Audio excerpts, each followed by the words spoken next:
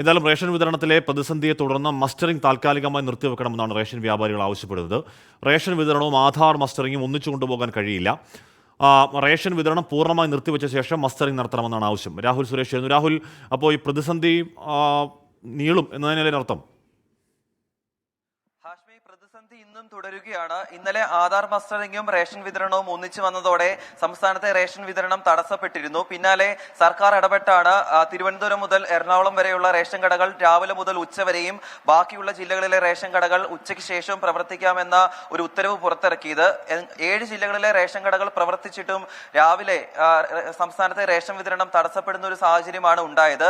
ഈ സാഹചര്യത്തിലാണ് റേഷൻ വ്യാപാരികൾ ചില ആവശ്യങ്ങളുമായി രംഗത്തെത്തുന്നത്. ഈ ആധാർ മസ്റ്ററിംഗ് താൽക്കാലികമായി നിർത്തിവെക്കണമെന്ന ആവശ്യമാണ് അവരുടെ ഭാഗത്തു നിന്നും ഉണ്ടാവുന്നത്.